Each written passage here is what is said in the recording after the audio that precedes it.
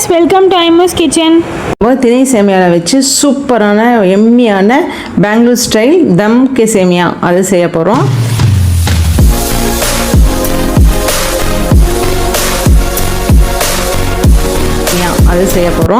இது வந்து ரொம்ப ஹெல்த்துன்னு சொல்ல முடியாது, ரொம்ப டேஸ்ட்டாக இருக்கும். இதை வந்து நம்ம ஃபஸ்ட்டு வந்து ஒரு பவுலில் எடுத்துக்கலாம்.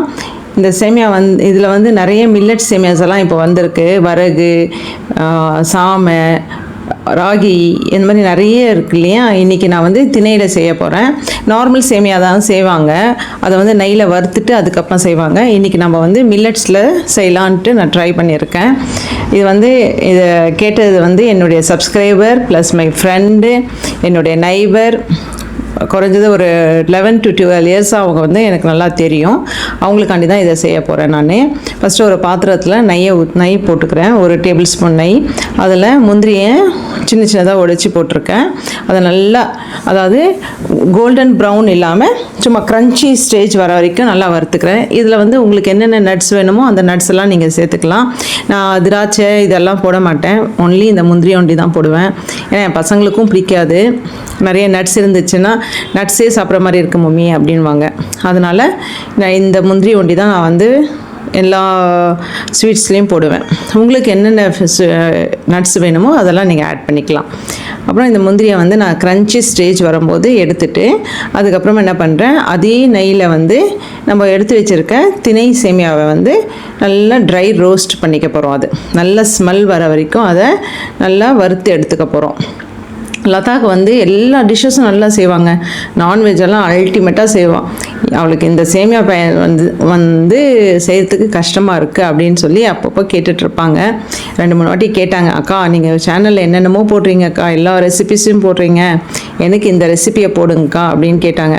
அவங்களுக்காண்டி தான் செஞ்சிட்ருக்கேன். லதா, இந்த சேமியா வந்து உங்களுக்கு தான் டெடிகேட் பண்ணுறேன்.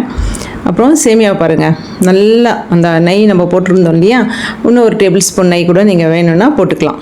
போட்டுட்டு நல்லா ஃப்ரை பண்ணி எடுத்துக்கோங்க. இந்த சேமியாவை பெங்களூரில் எல்லா கல்யாணத்துலேயும் எல்லா ஃபங்க்ஷன்ஸ்லேயும் கண்டிப்பாக செய்வாங்க. இந்த சேமியாவை எங்கள் அத்தை ஒருத்தங்க இருந்தாங்க, எங்கள் அப்பாவோட பெரியப்பா பொண்ணுன்னு நினைக்கிறவங்க. அவங்க வீட்டில் எப்பயுமே இருக்குங்க இந்த சேமியா. இந்த சேமியாவில் வந்து இன்றைக்கி சாப்பிட்றதோட நாளைக்கு சாப்பிடும்போது அவ்வளோ டேஸ்ட்டாக இருக்கும்.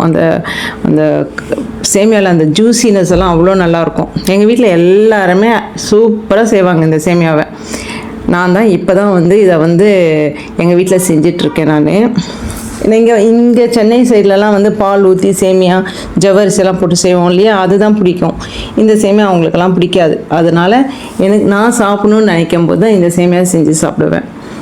பாருங்கள், நல்லா அப்படியே கோல்டன் ப்ரௌன் ஆகிடணும். அது நம்மளுக்கு அந்த திணையோட வாசனை வருது பாருங்கள். சரிங்களா?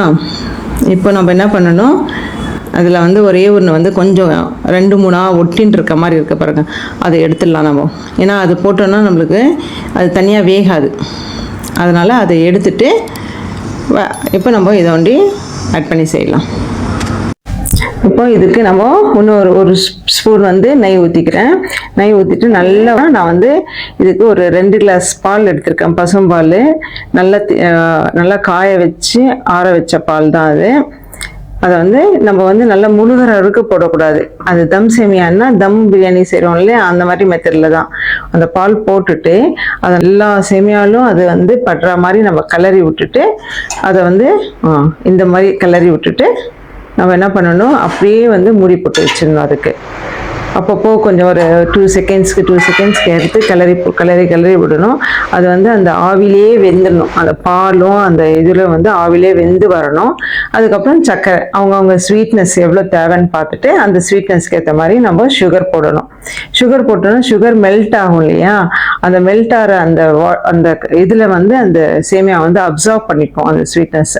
அதுதான் இதோட முக்கியமான டிப்ஸே. நீங்கள் ஃபஸ்ட்டு சுகர் போடக்கூடாது. நம்ம இதில் சுகர் போட்டுட்டு அதுக்கப்புறம் நம்ம ஃப்ரை பண்ணி வச்சுருக்க முந்திரியும் எடுத்து போட்டுக்கலாம்.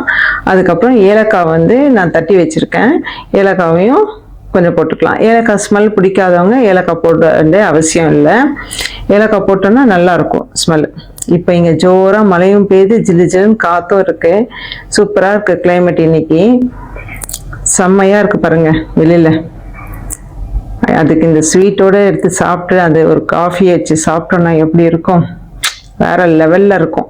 இப்போ பாருங்கள் நம்ம தம் சேமியா எப்படி புல புலன்னு வந்திருக்கு பாருங்கள், பார்க்கவே டெம்டேட்டிங்காக இருக்குது எனக்கு. நான் இப்போது நல்ல ஒரு சங்கு புட்டியோட இந்த சேமியாவை சாப்பிட போகிறேன். நீங்களும் சாப்பிடுங்க. என் சேனலை ஃபஸ்ட் டைம் பார்க்குறவங்கன்னா ப்ளீஸ் சப்ஸ்கிரைப் பண்ணிவிட்டு பாருங்கள், கமெண்ட் பண்ணுங்கள். இந்த வீடியோ உங்களுக்கு பிடிச்சிருந்ததுன்னா உங்கள் ஃப்ரெண்ட்ஸ் அண்ட் ஃபேமிலி மெம்பருக்கு ஷேர் பண்ணுங்கள். வாங்க சாப்பிடலாம். தேங்க்ஸ் ஃபார் வாட்சிங். பாய்.